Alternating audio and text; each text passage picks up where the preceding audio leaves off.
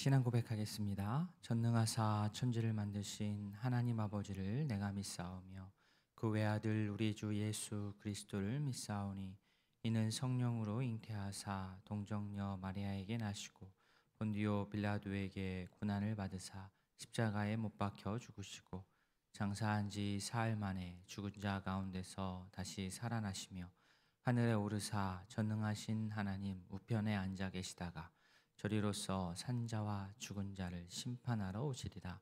성령을 믿사오며 거룩한 공회와 성도가 서로 교통하는 것과 죄를 사하여 주시는 것과 몸이 다시 사는 것과 영원히 사는 것을 믿사옵나이다. 아멘. 찬송 425장 주님의 뜻을 이루소서 찬양하겠습니다. 찬송 425장입니다. 주님의 뜻을 이루소서. 고요한 중에 기다리니 진흙과 같은 날 빚으사 주님의 형상 만드소서. 주님의 뜻을 이루소서. 주님 발 앞에 엎드리니 나의 맘속을 살피시사 눈보다 희게 하옵소서. 주님의 뜻을 이루소서. 병들어 몸이 피곤할 때 권능의 손을 내게 펴사 강건케 하여 주옵소서. 주님의 뜻을 이루소서. 온전히 나를 주장하사 주님과 함께 동행함을 만민이 알게 하옵소서. 아멘. 주의 자녀들에게 깊은 잠을 허락하시고 또 새로운 한날을 참 소망 가운데 맞게 하시니 감사합니다.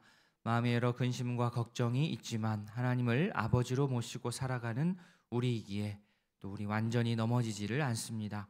걱정, 근심 모두 다 주님 앞에 내려놓고 주의 뜻과 길을 묻는 이 새벽 되게 하여 주시옵소서.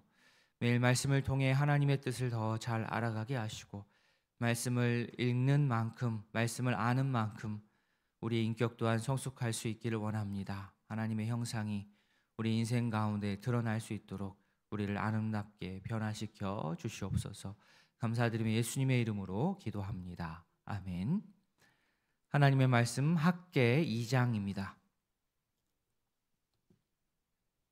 구약성경 1310면 학개 2장 10절부터 마지막 23절까지. 학개 2장 10절부터 마지막 23절까지.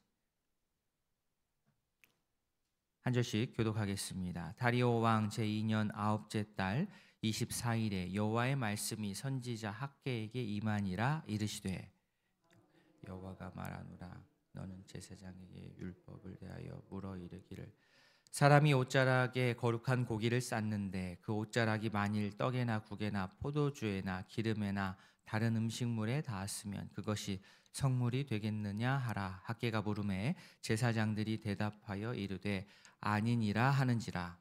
학개가 이르되 시체를 만져서 부정하여진 자가 만일 그것들 가운데 하나를 만지면 그것이 부정하겠느냐 하니 제사장들이 대답하여 이르되 부정하리이다 하더라. 이에 학개가 대답하여 이르되 여호와의 말씀에 내 앞에서 이 백성이 그러하고 이 나라가 그러하고 그들의 손의 모든 일도 그러하고 그들이 거기에서 드리는 것도 부정하니라. 이제 원하건대 너희는 오늘부터 이전 곧 여호와의 전에 때를 기억하라. 그때에는 20고루 곡식 더미에 이른즉 10고루뿐이었고 포도즙 틀에 50고루를 길르러 이른즉 20고루뿐이었느니라. 여호와가 말하노라. 내가 너희 손으로 지은 모든 일에 곡식을 마르게 하는 재앙과 깐부기 재앙과 누박으로 쳤으나 너희가 내게로 돌이키지 아니하였느니라. 너희는 오늘 이전을 기억하라. 아홉째 달 24일 곧 여호와의 성전 지대를 쌓던 날부터 기억하여 보라. 곡식 종자가 아직 창고에 있느냐? 포도나무, 무화과나무, 석류나무, 감람나무의 열매가 맺지 못하였느니라. 그러나 오늘부터는 내가 너희에게 복을 주리라. 그달 24일에 여호와의 말씀이 다시 학개에게 임하니라. 이르시되 너는 유다 총독 스룹바벨에게 말하여 이르라. 내가 하늘과 땅을 진동시킬 것이요 여러 왕국들의 보좌를 엎을 것이요 여러 나라의 세력을 멸할 것이요 그 병거들과 그 탄자를 엎드러뜨리리니 말과 그 탄자가 각각 그의 동료의 칼에 엎드러지리라. 만군의 여호와가 말하도다. 스알디엘의 아들 내 종 스룹바벨아, 여호와가 말하노라. 그날에 내가 너를 세우고 너를 인장으로 삼으리니 이는 내가 너를 택하였음이니라. 만군의 여호와의 말이니라 하시니라. 아멘. 여호와 하나님께서 학개에게 말씀하시기를 제사장한테 가서 부정에 관한 규례에 대해서 질문을 한번 해보라고 하나님께서 하셨습니다. 질문의 내용은 그렇습니다. 거룩한 고기를 옷에 싸면 그 거룩한 고기가 옷에 그 거룩함에 영향을 주고 또 그 옷자락에 이제 다른 것들, 떡이나 포도주, 기름, 음식물, 이 옷자락이 닿으면 그러면 그것 역시 거룩해질 수 있는가 하는 질문이었습니다. 그렇게는 안 됩니다. 사람들이 대답을 하죠. 제사장들이 그렇게는 안 됩니다. 그러면 다른 예로 이번에는 시체를 만져서 부정해진 자가 있는데 그 사람이 다른 물건을 만지면 그것은 또 부정해지는가라는 질문입니다. 이번에 답은 13절 뒷부분에 그들의 답이 부정하리이다입니다. 그러니까 딱 두 가지가 분류가 되지 않습니까? 이제 거룩함은 전염되지 않는데 부정함은 전염된다. 이런 질문과 답입니다. 하나님께서 이 질문을 백성들에게, 제사장들에게 했던 이유는 백성들이 이 질문을 하고 답하고 질문을 하고 답하고 하는 것을 통해서 백성들이 자신들의 상황을 깨닫기를 원하셨기 때문입니다. 14절 뒷부분에 이 백성이 그러하고 이 나라가 그러하고 그들의 손의 모든 일도 그러하고 그들이 거기에서 드리는 것도 결국에는 부정하니라.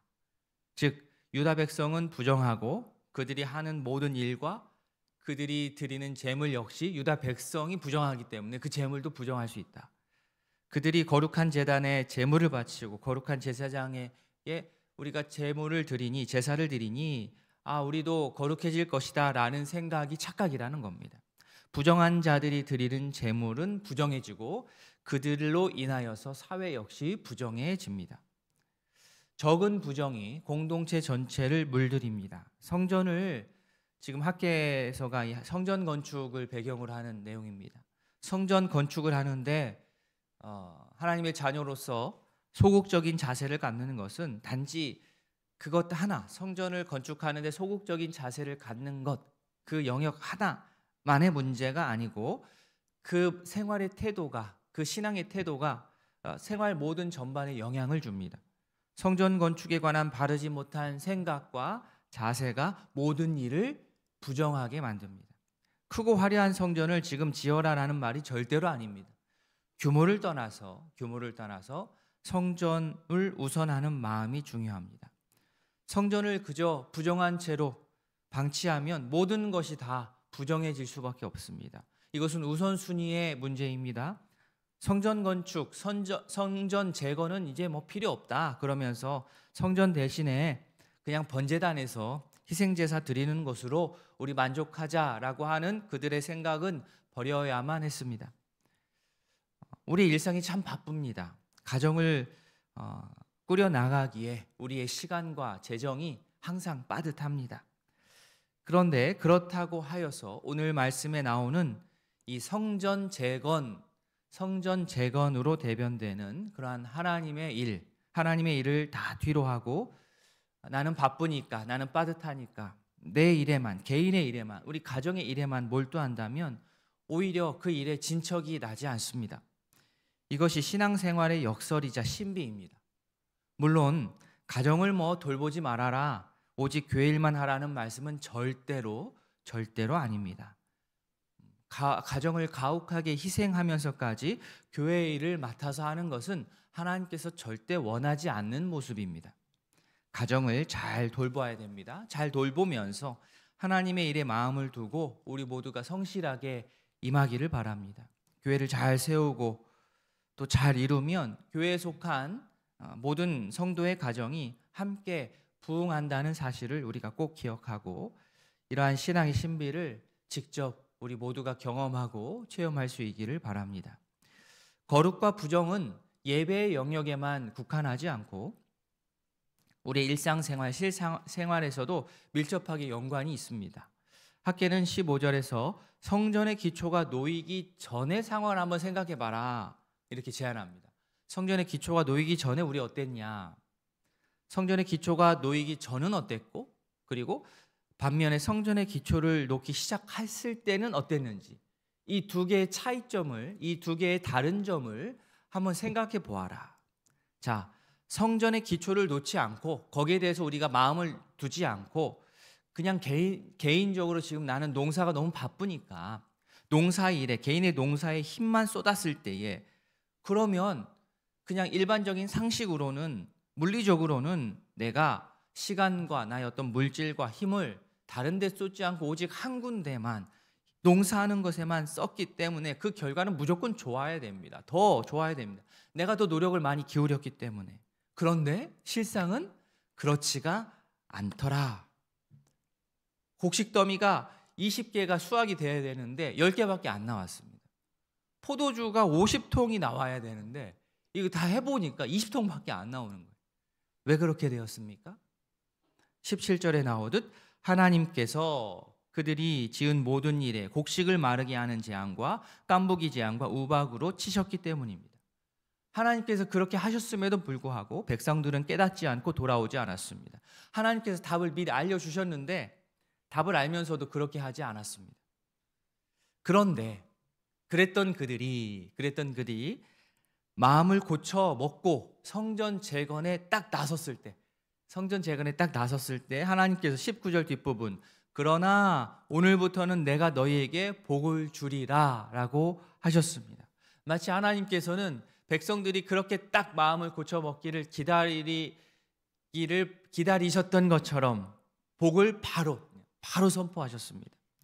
하나님께서는 우리 아버지로서 우리에게 좋은 것을 주기를 원하십니다. 그런데 이러한 아버지의 마음을 우리가 알지 못하고 계속 옆길로 가면 하나님께서는 우리 인생의 수확을 반으로 줄이시는 강수를 두시면서라도 자녀들을 깨닫게 하십니다. 경제적인 손실이 좀 나는 것보다 훨씬 심각한 손실이 우리 신앙적인 손실이기 때문에 그렇습니다. 경제적인 손실을 통해서라도 삶의 의미와 방향을 우리가 재조정한다면 그것이 바로 생명의 길을 걷는 것입니다. 아니, 오히려 신앙의 자세를 바로 하면, 거꾸로요, 우선순위를 다시 해서 우리의 신앙의 자세를 바르게 하면 경제적인 공급은 하나님께서 더 풍족하게 채워주십니다. 이러한 신앙의 신비를 성도인 우리 모두가 다 경험할 수 있기를 바랍니다. 내가 행복하고 내 가정이 복을 받고 경제적으로 풍성해지고 건강해지기 위해서는 하나님을 우선하여 우리가 생각하고 하나님을 예배하는 일을 최우선으로 우리가 삼아야 됩니다.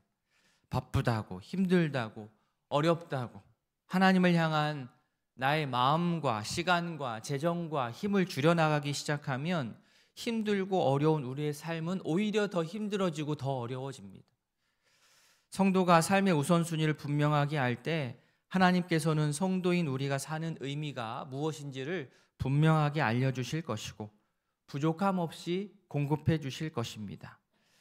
주님 안에서 평안한 마음으로 그 아버지 하나님을 분명하게 믿고 따르는 그러한 지혜로운 주의 백성으로 살아가기를 진심으로 소망합니다. 아멘. 오늘 말씀을 기억하시면서 먼저 두 가정을 위해서 기도하겠습니다.